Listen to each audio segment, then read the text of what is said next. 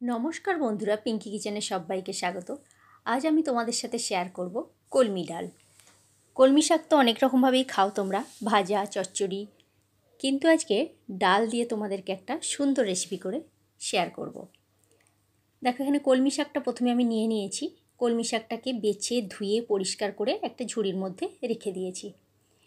এবার একটা কড়াই বসিয়ে দিয়েছি। কড়াইয়ের মধ্যে দিয়ে দিলাম বেশ কিছুটা পরিমাণে সরিষার তেল। তেলের মধ্যে দিয়ে দিলাম একটি শুকনো লঙ্কা, আর দিয়ে দিচ্ছি 4-5টা রসুনকে কুচি করে রেখেছিলাম, সেই রসুনের কুচিটা ফোড়নের জন্য দিয়ে দিলাম। আর একটা বড় সাইজের পেঁয়াজকে কুচি করে রেখেছিলাম, সেই পেঁয়াজ কুচিটাও এর মধ্যে দিয়ে দিলাম। দিয়ে খুব সুন্দর করে নাড়াচাড়া করে পেঁয়াজ, রসুন আর লঙ্কাটা ভেজে নেব। পেঁয়াজের কালারটা আস্তে আস্তে চেঞ্জ হয়ে গেছে। এবারে এই পর্যায়ে দিয়ে দেবো কেটে রাখা কলমি শাকটা। কলমি শাকটা খুব সরু সরু করে আমি কেটে নিয়েছি। এবারে শাকটা আমি একটু হতে দেব। বাকি যেটুকু শাক আছে সেটুকু আমি দিয়ে দিলাম। এবার একটা ঢাকনা দিয়ে ঢেকে দেব। ঢাকনা দিয়ে ঢেকে দিয়েছিলাম 2 থেকে 3 মিনিটের জন্য। দেখো, শাকটা একদম কমে একটুখানি হয়ে গেছে, আর দেখতে কতটা লাগছিল। এবারে এখানে এই পর্যায়ে দিয়ে দিচ্ছি আমি বেশ কিছুটা পরিমাণে মুসুর ডাল। মুসুর ডালটা ধুয়ে আমি বাটির মধ্যে রেখে দিয়েছিলাম, সেই মুসুর ডালটা আমি এখানে দিয়ে দিলাম। দিয়ে কলমি শাকের সাথে একইভাবে নাড়াচাড়া করে একটু ভেজে নেব।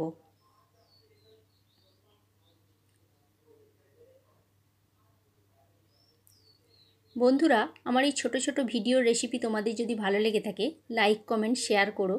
আর আমার চ্যানেলে যদি নতুন বন্ধু হয়ে থেকো, তাহলে আমার চ্যানেলটি সাবস্ক্রাইব করার অনুরোধ রইল। আর যদি ফেসবুক পেজ থেকে দেখে থাকো, তাহলে আমার পেজটি ফলো করে নিও, আর পাশে থাকা বেল অপশনটি ক্লিক করে দিও। তাহলে কি হবে, আমি যখন কোনো নিত্য নতুন ভিডিও আপলোড করব, সাথে সাথে নোটিফিকেশান তোমাদের কাছে পৌঁছে যাবে, তোমরা ভিডিওটি দেখতে পাবে। দেখুন, নাড়াচাড়া করা আমার হয়ে গেছে কলমি শাক আর ডাল একই সাথে।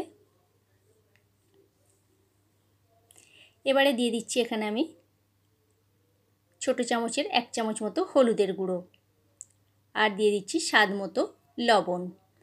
লবণটা একটু দেখে শুনেই দিতে হবে, যেহেতু এটা শাকটা কমে গেলে লবণের ভাগটা বেশি হয়ে যেতে পারে, সেজন্য লবণটা আমি প্রথমে সামান্য দিলাম, যদি প্রয়োজন হয় তখন আবার দেব। নাড়াচাড়া করে নিয়ে জল দিয়ে দিলাম। জলটা আমি একেবারেই দিয়ে দিচ্ছি, আর এখানে জল দেব না। এবারে এটা আমি ঢাকনা দিয়ে ঢেকে দিচ্ছি।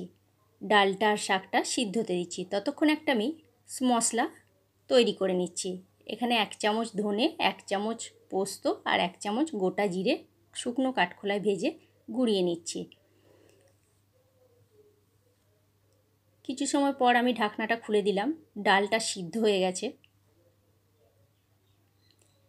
আর জলটাও অনেকটা কমে গেছে।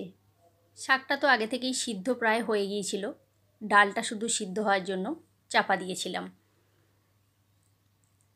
এবারে দিয়ে দিচ্ছি ওপর থেকে 2-3টে চেরা কাঁচা লঙ্কা।